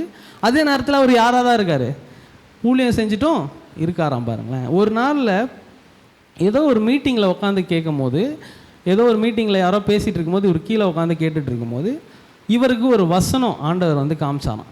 அவர் நிறைய தடவை அதை வாசிச்சிருக்காராம். ஆனால் அந்த வசனத்தை மட்டும் ஆண்டவர் காமிச்சாராம் பாருங்களேன். அந்த வசனம் வாசிங்க, ரோமர் 13:8 வாசிங்க. ரோமர் 13:8 எல்லாம். ஒருவரிடத்தில் ஒருவர் அன்பு கூறுகிற கடனே அல்லாமல் மற்றொன்றிலும் ஒருவனுக்கும் கடன்படாதிருங்கள். ஒருவரில் ஒருவர் அன்பு செலுத்துறதுல கடனாளியா இருக்கிறது தவிர வேற எதுலயும் என்ன பண்ணக்கூடாது, கடன்படாது இருங்கள். பிறனிடத்தில் அன்பு கூறுகிறவன் நியாய பிரமாணத்தை நிறைவேற்றுகின்றான். பிறனிடத்தில் அன்பு கூறுகிறவன் நியாய பிரமாணத்தை நிறைவேற்றுகிறான். சோ இந்த ஒருவரிடத்தில் ஒருவர் அன்பு கூறுறது தவிர கடனே என்ன பண்ணக்கூடாதான் யாருக்கிட்டையும். ஸோ இந்த வசனத்தை ஆண்டவர் என்ன பண்ணிட்டாராம், அவர் கண்ணில் காட்டிட்டாராம் பாருங்க. அந்த கண்ணில் காட்டினதுலேருந்து இது எப்படி சாத்தியமா, ஆண்டவர் இந்த வசனத்தை அவருக்கு ரொம்ப ஓரல் ராபர்ட்ஸ்னு ஒருத்தர் இருப்பார், அவர் பயங்கரமாக இந்த கிவிங்கை பற்றி பேசும்போது இந்த வசனத்தை எடுத்து இது சாத்தியமா, இவருக்கு ஒரு எப்படி ஒருத்தன் கடன் வாங்காமல் இருக்க முடியும், கடன் பட்டால் அது எந்த கடனாக தான் இருக்கணுமா, அன்பு செலுத்துறதுல கடன் பட்டவனா மட்டும்தான் நீ என்ன பண்ணும் இருக்கணுமே தவிர வேற எதுலயும் என்ன பண்ண முடியாது, கடனாளியா இருக்க. ஸோ இது சாத்தியமா அப்படின்னு சொல்லி என்ன பண்ணாராம், போய் ஓரல் ராபர்ட்ஸ் கிட்ட கேட்டாராம் பாரு. அவர் இது கண்டிப்பா சாத்தியம், அது நம்ம எடுக்கிற குவாலிட்டி டெசிஷன்களை பொறுத்து தான் என்ன இருக்கு. குவாலிட்டி டெசிஷன்னா நம்ம ஒரு தீர்மானத்தை எப்படி எடுக்கணுமா, கண்டிப்பாக நீங்கள் அதை ஃபாலோ பண்ணுற மாதிரி ஒரு குவாலிட்டி டெசிஷன் எடுங்க. இந்த மாதிரி இன்னொரு தடவை நான் கடன் வாங்கவே மாட்டேன் அப்படின்ற ஒரு முடிவை அவங்க என்ன பண்ணாங்களாம், எடுத்தாங்களாம் பாருங்களேன். வெறும் அந்த முடிவு மட்டும் எடுக்கல, அது எப்படின்னு கேட்கும் போது ஓரல் ராபர்ட் சொன்னாராம், என்ன பண்ணும் நீ அதுக்கு முதல்ல என்ன பண்ணும், விதைக்கணும் அப்படின்னு சொன்னோடனே இவர் என்ன பண்ணாராம், விதைச்சி என்ன பண்ணாராம், விதைக்க ஆரம்பிச்சாராம் பாருங்க. அவர் ஒரு கடனும் என்ன இல்லை, ஒரு கடனாக தீர்ந்து ஒரு கடனும் இல்லாமல் இப்போ பொருளாதாரம் என்ன பண்ணுது, சேர்ந்துக்கிட்டே இருக்கு. சேர அவர் என்ன பண்ணல, எல்லாத்தையும் பதுக்கி வைக்கல, என்ன பண்ணுறாரு, உதாரத்துவமாக கொடுத்துட்டே இருக்காரு பாருங்க. எல்லாருக்கும் ஜெட்டு, ஒருத்தருக்கு வீடு, அந்த மாதிரி எல்லாருக்குமே என்ன பண்ணுறாரு, கொடுத்துட்டே இருக்காரு பாருங்க. கொடுக்க கொடுக்க கொடுக்க அவரோட பொருளாதாரம் என்ன பண்ணிட்டு இருக்கு, வளர்ந்துட்டே இருக்கு. சரி, இந்த கெனத் கோப்லாண்டோட சாட்சியை நைஜீரியாவில் இருக்கிற ஒரு பாஸ்டர், அந்த பாஸ்டர் என்ன பண்ணுறாராம், இதை கேட்குறாரு. இவர் எங்கே இருக்காரு, அமெரிக்காவில் இருக்காரு. அவர் எங்கே இருக்காராம், நைஜீரியா. அமெரிக்காவோட பொருளாதாரத்தை பற்றி எல்லாருக்கும் தெரியும். அமெரிக்கா எந்த நாடு, வல்லரசு நாடாக இருக்கிற ஒரு நைஜீரியான்றது பொருளாதாரத்தில் ரொம்ப கீழே இருக்கிற ஒரு நாடு.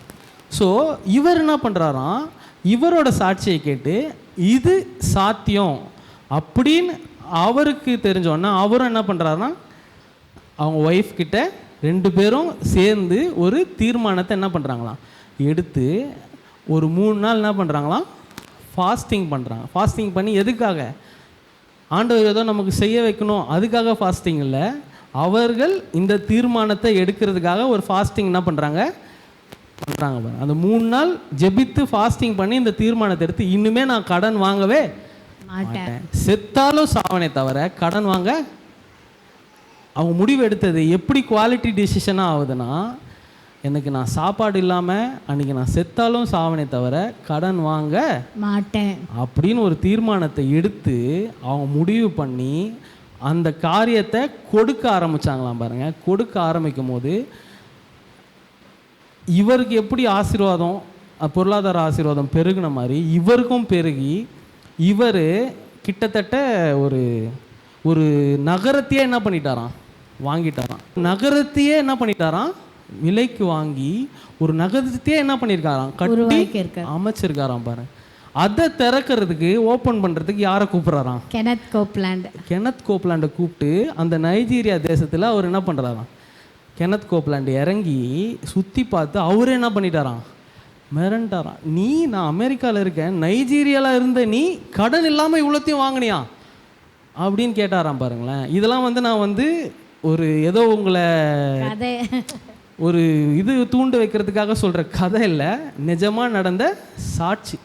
ஸோ அவர்கள் என்ன பண்ணுறாராம், ஒரு நைஜீரியா தேசத்திலிருந்து நீ எப்படி கடனே வாங்காமல் இவ்வளோ பெரிய காரியத்தை கட்டி எழுப்ப முடியும் அப்படின்னு கேட்டோன்னா அவர் சொல்கிறாராம், எல்லாம் உங்கள் டீச்சிங் தான் பாஸ்டர். என்ன சொன்னாராம், எல்லாம் உங்கள் டீச்சிங் தான், உங்ககிட்ட இருந்தால் நான் என்ன பண்ணேன் இவ்வளோத்தையும் பண்ணணுன்னே அவருக்கு ரொம்ப ஆச்சரியமாக இருந்துதான் பாருங்கள். அந்த மாதிரி முதலாவது நீ என்ன பண்ணணும், கர்த்தருக்கு பயப்படுகிற பயம், அப்புறம் தாழ்மையோட அந்த அறிவுரைகளை ஏற்று ஒரு குவாலிட்டி டிசிஷன் என்ன பண்ணணும். என்ன குவாலிட்டி டிசிஷன், இனிமேல் நான் கடன் வாங்க மாட்டேன். யாராவது உங்களை கன் பாயிண்டில் வச்சு நீ கடனே வாங்கி ஆகணும், எத்தனை பேருக்கு இந்த மாதிரி சொல்லி நீங்கள் கடன் வாங்கியிருக்கீங்க சொல்லுங்கள். யாராவது சொன்னாங்களா கன் பாயிண்டில் வச்சு இப்போது நீ கடன் வாங்கலைன்னா ஷூட் பண்ணுறேன் அப்படின்னு யாரும் என்ன பண்ணல சொல்லலை. ஆனால் கடன் வாங்குறது யாரை தான் வாங்குகிறோம், நாம தான் வாங்குகிறோம். நம்மளால் வாங்காமல் இருக்க முடியுமா சொல்லுங்களேன், முடியவே முடியாதா? அதுதான் பாருங்களேன், முடியவே முடியாது அப்படின்ற மைண்ட் செட்டில் இருக்கிற வரைக்கும் இட் இஸ் நாட் பாசிபிள். என்ன சொல்லுவாங்களா, இட் இஸ் நாட் பாசிபிள். அதுதான் முக்கியமான point, it is not possible. இப்போ எப்படி சொல்கிறாங்க, காமன் கோல்டு வர்றது எவ்வளோ ஒரு சாதாரண ஒரு விஷயமோ அந்த மாதிரி கடன் வாங்குறதும் என்ன பண்ணுறது சாதாரண ஒரு விஷயம். கடன் வாங்காமல் ஒரு பிஸ்னஸ், எவ்வளோ பெரிய பிஸ்னஸ் மேனும் கடன் வாங்காமல் என்ன பண்ண முடியாது பிஸ்னஸ். இப்போ நான் சொன்னேன் பார்த்தீங்களா, அந்த கெனத் கோப்லாண்டுன்றாரு, அவர் பல நிர்வாகங்களை என்ன பண்ணியிருக்காரு, நீங்களே யோசிச்சு பாருங்களேன். 1000 கணக்கான 100 கணக்கான ஜெட்டு வச்சுருக்கிறவர் எத்தனை நிர்வாகங்களை எத்தனை பிஸ்னஸ் என்ன பண்ணியிருப்பார் வச்சுருப்பார். அவரோட போர்டு மெம்பர்ஸ், அதாவது அந்த பிஸ்னஸில் இருக்கிற போர்டு மெம்பர்ஸு எந்த பிரச்சனைனாலும் போர்டு மெம்பர் மீட்டிங் நடக்கும்போது எவ்வளோ பிரச்சனைகள் வந்திருக்கான், ஆனால் ஒரு தடவை கூட இந்த பேங்க் லோன் ட்ரை பண்ணுவோமே அப்படின்றது அவங்க டிஸ்கஷன்லேயே என்ன பண்ணாதான் இருக்காது, வரவே வராது. லோனு அப்படின்ற ஒரு வார்த்தையை என்ன பண்ண மாட்டாங்களாம், பேசவே மாட்டாங்களாம். பாருங்களேன், தேவை இருக்கா, கண்டிப்பாக என்ன பண்ணும், தேவை சந்திக்கப்படும். அவங்களோட விசுவாசத்தின்படி தான் அவங்களுக்கு என்ன பண்ணும். நீங்கள் உங்கள் குடும்பத்தில் கணவனும் மனைவியும் சேர்ந்து இன்றைக்கி சாப்பாடே இல்லைன்னா செத்து போனாலும் பரவாயில்ல, ஆனால் நான் கடன் வாங்க மாட்டேன் அப்படின்ற குவாலிட்டி டிசிஷன் எடுத்து கர்த்தருக்கு பயப்படுகிற பயத்தில் அவரோட இதுவை நீ என்ன பண்ணி எடுத்து உபவாசம் பண்ணி அந்த முடிவை எடுத்தீங்கன்னா கண்டிப்பாக உங்களால் என்ன பண்ண முடியும், கடன் வாங்காமல் இருக்க முடியும். அதுக்கு முதலாவது என்ன பண்ணணும், விதைக்கணும். நீ கடன் பிரச்சனையிலேருந்து வெளியே வரணும்னு ஒரு விதைக்கிறேன்னு வச்சுக்கோயேன், அப்போ 1000 பிரச்சனை என்ன பண்ணும் வரும். ஆனால் நீ என்ன பண்ணும், தீர்மானத்தோடு அந்த விதையை விதைத்து தீர்மானத்தை எடுத்து இன்னுமே நான் என்ன பண்ண மாட்டேன், கடன் வாங்க. ஸோ இப்போது எத்தனை பேருக்கு எவ்வளோ கடன் இருக்குது, சரி கடன் இருக்கவங்களாம் கை தூக்குங்களேன். எல்லாருக்குமே இருக்குது கடன் இருக்கா, சரி சின்ன பசங்க கடன் இருக்கா உங்களுக்கு, எல்லாருக்குமே இருக்குது. இன்றைக்கி நாங்கள் விதைச்சது, இன்றைக்கி நாங்கள் குடும்பமாக விதைச்சது பாருங்களேன், அதே மாதிரி எங்கள் கூட நீங்கள் விதைக்க போகிறீங்க. ஒரு தீர்மானத்தோடு சும்மா ஒரு 1000 ரூபா போட்டால் என் கடன் பிரச்சனைலாம் தீந்துடும் அப்படின்னு வந்துச்சுன்னா கடன் பிரச்சனை தீரவே. இன்னொரு முக்கியமான காரியம் உங்ககிட்ட சொல்கிறேன். இப்போ நான் ஒரு பில்லியனர், அம்பானினே வச்சுக்கோங்களேன். அம்பானி அளவுக்கு நான் பணம் வச்சுருக்கேன். நான் ஒரு அம்பானி மாதிரி ஆகிட்டேன்னு வச்சுக்கோங்களேன். இப்போ நான் விதைச்ச விதையில் ஆண்டவர் என்ன, ஸோ இப்போ நான் வந்து 60 பேருக்கு என்ன பண்ணுறேன், நம்ம சபையில் 60 பேர் இருக்கீங்க, எல்லாம் உங்கள் கடன் பிரச்சனையை ஒரு பேப்பரில் எழுதுங்க அப்படின்னு சொல்லி 60 செக்கை என்ன பண்ணுறேன், சைன் போடுறேன். எவ்வளோ யார் யாருக்கு கடனோ எல்லாருக்கும் செக் கொடுத்துட்றேன். நீங்கள் என்ன பண்ணிடுறீங்க, எடுத்துன்னு போய் கடனை தீர்த்துருவீங்களா? சொல்லுங்களேன். அதோட உங்கள் கடன் பிரச்சனை முடிஞ்சிடும்னு நினைக்கிறீங்க? சொல்லுங்கள். நீங்கள் எவ்வளோ லட்சம் இருந்தாலும் நான் என்ன பண்ணிடுறேன், உங்களுக்கு செக் போட்டு இன்றைக்கே செட்டில் பண்ணிடுறேன். அப்புறம் உங்கள் கடன் பிரச்சனை தீரும்னு நினைக்கிறீங்களா இல்லை தீராதுன்னு நினைக்கிறீங்களா? எண்ணி 6 மாதத்தில் திருப்பி அதை விட அதிகமாக கடனோட தான் என்ன பண்ணுவீங்க. ஸோ பணம் பிரச்சனையே என்ன பண்ணாதான் தீர்க்கவே. அதுக்கு பிரச்சனை எது, மனசு தான் பிரச்சனை. ஸோ பணம் என்றைக்குமே பணம் பிரச்சனையை தீர்க்காது. இப்போ நான் ஒரு உதாரணத்துக்கு, தம்பிக்கு இவ்வளோ கடன் இருக்குன்னா அவருக்கு ஒரு 30,000 ரூபாய் இருக்குன்னு வச்சுக்கோங்களேன். இன்றைக்கே நான் 30,000 ரூபா கொடுத்துறேன்னா கூட அவர் கடனை அடைச்சிட்டாருன்னே வச்சுப்போம். ஆனால் கொஞ்ச நாளுக்குள்ளே என்ன பண்ணுவார், திருப்பியும் கடனை வாங்குவார். இந்த போன 2 நாள் முன்னாடி தான் வந்து ஒரு கிரெடிட் கார்டிலேருந்து ஒரு காசு எடுக்கலாம் அப்படின்னு போனோம் பாருங்கள். போகும்போது அந்த கிரெடிட் கார்டு எடுக்கிற இடத்துல சர்வர் பிரச்சனைனால 5 நிமிஷத்தில் கிட்டத்தட்ட 50 பேர் என்ன பண்ணிட்டாங்க, சொன்னால் நம்ப மாட்டீங்க, அந்த கடையில் 50 பேர்கிட்ட வெயிட்டிங்கில் இருக்கிறான்.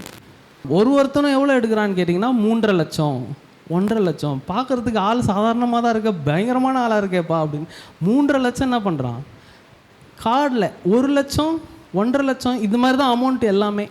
அவ்வளோ பேர் கொஞ்ச நேரம் எரர் வந்ததுக்கே அவ்வளோ பேர் என்ன பண்ணிட்டாங்க, ஜாம் ஆயிடுச்சுங்க கடை. அப்போ தான் நானே ஆச்சரியமாக பார்க்குறேன், அடப்பாவி இந்த மாதிரி ஒரு கடை வச்சாலே அவனுக்கு பர்சன்டேஜ் எவ்வளோ, 1.8% அவனுக்கு போகணும். அவன் ஆன்லைன்லேருந்து காசு, இப்போ பாருங்களேன், கிரெடிட் கார்டு ஏதாவது ஒரு பொருளை தான் என்ன பண்ண முடியும், வாங்க முடியும். ஏடிஎம்மில் மாதிரி போய் என்ன பண்ண முடியாது, காசு எடுக்க முடியாது. எடுத்தாலும் ஒரு அளவுக்கு தான் எடுக்க முடியும். இப்போ பொருள் வாங்குற மாதிரியே அவன் என்ன பண்ணுவான், ஒரு என்டர்பிரைசஸ் வச்சு அதிலிருந்து பொருளை வாங்குற மாதிரியே உனக்கு காசு எடுத்து கையில் என்ன பண்ணுவான், கொடுத்துருவான். நீ வீட்டுக்கு போய் அதை என்ன பண்ணிக்கலாம், இஎம்ஐயாக மாற்றிக்கலாம். ஸோ எல்லாரோட வாழ்க்கையும் எதில் தான் ஓடுது, கிரெடிட் கார்டில் தான் ஓடுது பாருங்களேன். இப்போ நிறைய பேர் சொல்லுவாங்க, நான் அந்த மாதமே அடைச்சிடுவேன், அதுக்கப்புறம் அந்த 5% என்ன இப்போ கிரேஸ் பாயிண்டா என்ன பிரதர் சொல்லுவாங்க, அது பெட்ரோல் போட்டால் 5 ரூபா வேவ் பண்ணுவாங்க, 2 ரூபா வேவ் பண்ணுவாங்க. இந்த மாதிரி பிச்சைக்காரத்தன இதெல்லாம் என்ன பண்ணுவோம், நம்ம ஒரு 2 ரூபா கம்மியாகும் பெட்ரோலில். இதுக்காக தான் பிரதர் நான் கிரெடிட் கார்டு யூஸ் பண்ணுறேன். இந்த கதையே என்ன பண்ணாது, நம்மக்கிட்ட இல்லாத காசை. இப்போ பாருங்களேன், நல்ல விதமான கடன் நிறைய பேர் சொல்லுவாங்க, நல்ல கடன் இருக்குது கெட்ட கடன். கடனில் நல்ல கடன் கெட்ட கடனே, கடன்னாலே என்னது கெட்டது தாங்க. ஸோ இதில் நல்ல கடன் கெட்ட கடனே இல்லை. சரி, இப்போ எதுக்கு நீங்களாம் இங்கே வந்து உக்காண்ட்ருக்கீங்க சொல்லுங்களேன், எதுக்கு உக்காண்ட்ருக்கீங்க? இந்த ஒரு காரியத்தை, இந்த ஒரு புக்கை நம்ம என்ன பண்ணுறோம், இந்த வார்த்தையை என்ன பண்ணுறோம், விசுவாசிக்கிறோம். எல்லாரும் இது விசுவாசித்து ஒரு மனதாக இதை என்ன பண்ணுறோம், தேவனுடைய வார்த்தைன்னு விசுவாசத்தினால தான் நானும் இங்கே இருக்கேன், நீங்களும் என்ன பண்ணுறீங்க, இங்கே இருக்கீங்க. அவர் என்ன சொல்லியிருக்கிறாரு, நீயோ தேசங்களுக்கு கடன் கொடுப்பாய், நீயோ கடன் வாங்காத இருப்பாய். இன்னும் ஒரு அழகான ஒரு வசனத்தை சொல்கிறேன்.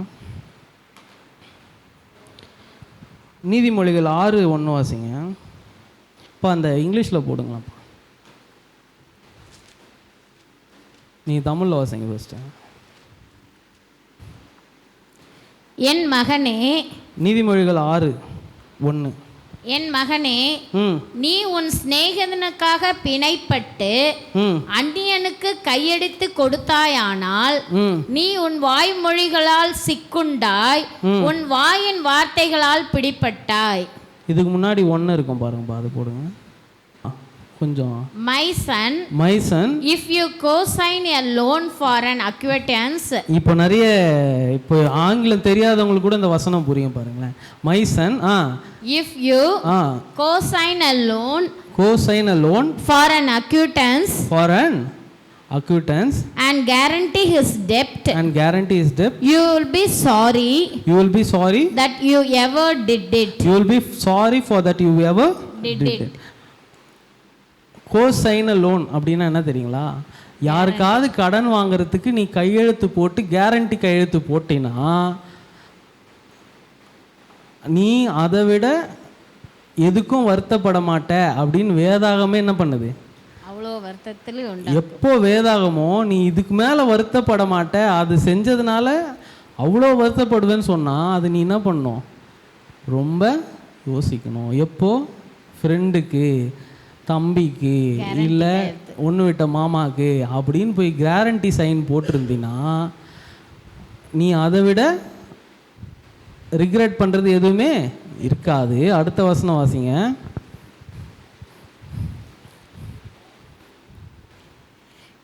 நீ உன் வாய் மொழிகளால் இல்லை சிக்குண்டாய், ஆங்கிலத்திலே வாசிங்க. You will be trapped by your promise and legally sound by the agreement. Legally bound by the bound by the agreement. Legally bound by the agreement. So listen carefully to my advice. So you will be trapped. நீங்க அதில் என்ன பண்ணுவீங்க? சிக்கி கொள்வீங்க. So அதனால நான் சொல்ற ஒரு advice என்ன பண்ணுங்க? கேளுங்க. அடுத்த வசனம். இப்பொழுது என் மகனே, ஆங்கிலத்திலே வாசிங்கம்மா. quickly get out of it. இதுக்கு முன்னாடி வசனம் என்ன சொல்லுச்சு? ஒரு அட்வைஸ் சொல்றேன், அதை நீ என்ன பண்ணுங்க? கேளு. என்ன பண்ணு? quickly get out of it. If you possibly can. If you possibly can. உன்னால முடியிற அளவுக்கு உடனடியா போய் என்ன பண்ணு? அதுல இருந்து வெளில வந்துரு. swallow your pride. Get over your embarrassment. And go tell your friend. You want your name off that contract. Go tell your friend that you want your name off from the contract. அதுல sign பண்ணல brother, அதுல இருந்து தயவு செஞ்சு என் பேர் என்ன பண்றீங்க? நீக்கிடுங்க. இதனால நீ என்ன பண்ணாத, உன்னோட கௌரவம் போயிடுமோன்னு பார்க்காத, உனக்கு ஒரு மாதிரி இருக்குமே கேட்குறதுக்கு அசிங்கமாக இருக்குமேன்னு பார்க்காத, உடனடியாக போய் என்ன பண்ணு? அந்த கான்ட்ராக்ட்லேருந்து என் பேரை எடுத்துருங்க அப்படின்னு யார் சொல்கிறா? வேதாகமமே என்ன பண்ணுது? சொல்லுது. யாருக்காவது போய் நீ கடனுக்கு கையெழுத்து போட்டிருந்தீன்னா, அது கோசைன் பண்ணியிருந்தீன்னா என்ன தான் அர்த்தம்? நீ தான் அந்த கடனை என்ன பண்ணியிருக்க? வாங்கியிருக்க. அது உன்னை எங்கே பண்ணும்? ட்ரபுளில் தான் எடுத்துகிட்டு போய் விடும். பிரச்சனை. ட்ரபுள்னா என்னங்க? பிரச்சனையில தான் விடும். உடனடியாக போய் நீ அந்த கான்ட்ராக்ட்லேருந்து என்ன பண்ணு? வெளியில வந்துரு. 4 Don't put it off. And don't rest. Until you get it done. பாருங்க, விடவே இல்லை. கடைசி வரைக்கும் என்ன சொல்றாரு? கடைசி வரைக்கும் நீ அதை எடுக்கிற வரைக்கும் என்ன பண்ணாத? ரெஸ்ட் எடுக்காத, யோசிக்காத, இல்லை அப்புறம் பார்த்துக்கலாம். என்ன பண்ணாத? முதல்ல அந்த கான்ட்ராக்ட்லேருந்து என்ன பண்ணு? வெளியில வந்துரு. கோசைனிங் லோனே என்ன பண்ணுறது? அவ்வளோ பெரிய பிரச்சனை. ஸோ ஒருத்தனுக்கு நீ சும்மா ஒரு கையெழுத்து தானே பிரதர் அப்படின்னு நினைப்போம். ஆனால் அது உனக்கு இல்லாத பிரச்சனையெல்லாம் என்ன பண்ணும்? இன்னொருத்தன் வாங்கின லோனுக்காக அவன் வீடையே விற்று அந்த லோனை அடைச்சவங்களுக்கு அதெல்லாம் நிறைய இருக்கு. ஏதோ ஃப்ரெண்டுக்காக சைன் போட்டோன்னு சொல்லி அவன் என்ன பண்ணுவான்? கட்டாமல் எங்கேயாவது கடைசியில் அவன் வீடே விற்று கட்டினவங்களாம் நிறைய பேர் இருக்காங்க. ஸோ யாருமே தயவு செஞ்சு சைன்னு கேட்டாங்கன்னா, கோசைன் தானே, நம்மள இஎம்ஐ கட்ட போகிறோம் அப்படின்னு நினச்சி கூட நீ என்ன பண்ணாத? சைனு நான் சொல்லலைங்க, யார் சொல்கிறா? வேதாகமும் சொல்லுது. ஸோ தாழ்மைனா என்னவா? வேதாகமம் சொல்கிற அறிவுரையை கேட்டு அதை சீரியஸாக எடுத்து வாழ்க்கையில் நீங்கள் செயல்படுத்துறதுக்கு பேர் தான் என்னது? தாழ்மை. கர்த்தருக்கு பயப்படுகிற பயம். ஸோ இந்த மாதிரி காரியத்திலிருந்து நீ விலகி இருந்து, முதலாவது என்ன சொன்ன? நீ கடன் வாங்காமல் ஃபஸ்ட்டு இருக்கணும். இன்னொருத்தருக்கு கடன் வாங்கி கொடுக்குற இடத்துல கூட நீ என்ன பண்ணக்கூடாது? இருக்கக்கூடாது. ஸோ ஒரு கோசைன் போடுறேன் அப்படிலாம் இல்லை. நீ மற்றவர்களுக்கு தேசங்களுக்கு கொடுக்குற இடத்துல நீ என்ன பண்ணுமா இருக்கணும். Rescue yourself from future pain and be free from it once and for all. You will be so relieved that you did it. Relieve yourself from future pain. நீ இப்போ போட்டதுனால இப்போ எந்த பிரச்சனையும் வராது. ஆனால் ஒரு நாள் பிரச்சனை வரும். வர்றதுக்குள்ளாம நீ அதுலேருந்து என்ன பண்ணி விலகி என்ன பண்ணு நிம்மதியாக இரு. ஃபஸ்ட்டு நம்ம கடன் வாங்காமல் இருக்கிறதே முடியாத காரியமாக இருக்குது. ஃபஸ்ட்டு என்ன பண்ணோம்? கடன் வாங்கக்கூடாது. கர்த்தருக்கு பயப்படுகிற பயம் என்ன? நீ ஒரு முடிவை எடுத்து அதில் என்ன பண்ணணும்? நிலைத்து நிற்கணும். அதுதான் முதல் பாயிண்ட். நீயோ கடன் வாங்காமல் கடன் கொடுப்பாய். வேற யாருக்குமே கடன் வாங்கி கொடுக்கறதுக்கும் என்ன பண்ணக்கூடாது? பாண்டில் எந்த பாண்டில் என்ன பண்ணக்கூடாது? சைனும் போடக்கூடாது. ஏன் அப்படி போடக்கூடாதுன்னு சொல்கிறோன்னா, மெயினாக அது உங்களுக்கு பிரச்சனையை என்ன பண்ணும்? கொண்டு வரும். ஸோ நீங்கள் கடன் வாங்காமல் இருக்கிற அப்படின்ற முடிவை என்ன பண்ணணும்? எடுக்கணும். இப்போ இவங்க சொன்னாங்க பாருங்கள், முடியவே முடியாது. இட் இஸ் நாட் பாசிபிள் அப்படின்ற ஒரு காரியமே இல்லை. It is possible. யாரால் முடிஞ்சது? நான் சொன்ன பாருங்க, எத்தனை போதர் கெனத் கோப்லாண்டால் முடிஞ்சது. அப்புறம் டேவிட்ன்ற ஒரு பாஸ்டர் என்ன பண்ணார்? நைஜீரியாவில் இருக்கார், அவரால் முடிஞ்சது. இவர்கள்லாம் யார்? சாதாரணமாக பணக்காரனாக இருந்து இதெல்லாம் செயல்பட்டவங்க கிடையாது. கடன் பிரச்சனையிலிருந்து இதை செஞ்சு அதிலிருந்து மீண்டு இப்போ எப்படி இருக்காங்க? இன்னும் உங்களுக்கு புரிகிற மாதிரி சொல்லணும்னா, எகிப்திலிருந்து வெளியே கொண்டு வர்றது உங்களை எங்கே கொண்டு போகணுன்றதுக்காக, கானான் தேசத்துக்கு கொண்டு வர்றது. இப்போ நம்மளுக்கு எல்லாமே ஒரு 3 லட்ச ரூபா இருந்தால் என் கடன் பிரச்சனை என்ன பண்ணுறோம்? தீந்துரும். நீ வெளியே வருது. இப்போ மக்கள் என்ன பண்ணாங்க? எகிப்துலேருந்து எப்படியாவது வெளில வந்துடணுன்னாங்க. ஆனால் அவங்க கானான் போகிற வரைக்கும் அவங்களால என்ன பண்ண முடியல? பொறுக்க முடியல. ஸோ வெளியே வர்றது மட்டும் நம்ம நோக்கம் இல்லை. தேவன் ஒரு இடத்த நமக்காக என்ன பண்ணியிருக்காரு? வைத்திருக்கிறார். அதுதான் என்ன இடம்? பொருளாதார ஆசீர்வாதம்.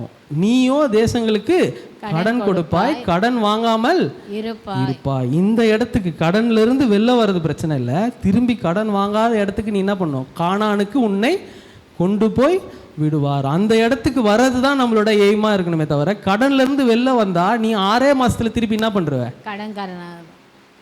அடிச்சு எழுதி கொடுக்குறேன். நீங்க இந்த ஒரு கன்விக்ஷன் இல்லாமல் வந்தீங்கன்னா கண்டிப்பாக 6 மாதத்துல திருப்பி கடனுக்கு போயிடுவோம். இப்போ எங்களுக்கே நாங்கள் சொல்லிக்கிறோம் பாருங்களேன், என்னதான் பூந்தமல்லி வீடே விற்றாலும் இந்த கன்விக்ஷன் நாங்கள் எடுக்கலைன்னா திருப்பி அதே 30 லட்ச ரூபா 6 மாதத்துல என்ன பண்ணோம்? கடன் கண்டிப்பாக வரும். கடன் வாங்க மாட்டோம் அப்படின்ற கன்விக்ஷன் எடுத்தாதான் கடன் பிரச்சனையிலேருந்து நீ என்ன பண்ண முடியும்? வெளியே வர முடியும். அந்த முடிவு எடுக்க உங்களுக்கு அந்த கன்விக்ஷன் இருக்கா? கன்விக்ஷன் என்ன சொல்லுவாங்க? தீர்மானம். அந்த தீர்மானம் உங்களுக்கு பக்கத்தில் பார்த்து கேளுங்க. கடன் வாங்காமல் பாருங்களேன், இப்படி தான் பண்ணுறீங்க. கேளுங்க வாய் திறந்து. கடன் வாங்காமல் இருக்கிற தீர்மானம் இருக்கா? கடன் வாங்காம இருப்பியா? கடன் வாங்காம இருப்பேன் அப்படி சொல்லுங்க. இருப்பேன். சும்மா இப்போ சொல்லிட்டு வெளியே போயிட்டு இப்போ கறி வாங்குறதுக்கே ஒரு 4 பேர்கிட்ட போய் கடன் வாங்கினீங்கன்னு வச்சுக்கோங்களேன். அதை விட நீ என்ன பண்ணு? அதான் அவர் என்ன சொன்னார்?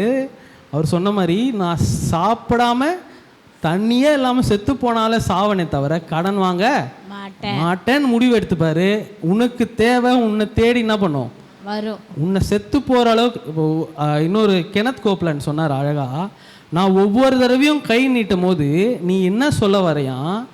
ஆண்டவரை நீங்கள் நம்பக்குரிய ஆள் இல்லை அப்படின்னு நீ சொல்றியான். எப்படி சொல்றியான்?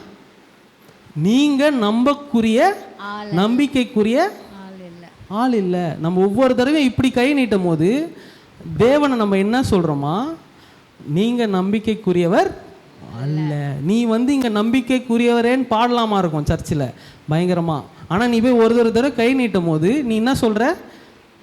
அவரை நம்ப முடியாதுப்பா. அவரை நம்பாமல் நான் உக்காந்துருந்தேன்னா பிள்ளைங்க என்ன பண்ணோம்? பட்னியாக தான் கிடக்கும். கடங்காரன் என் வீடே என்ன பண்ணுறான்? எடுத்துகிட்டு போயிடுவான் இஎம்ஐ கட்டலைன்னா.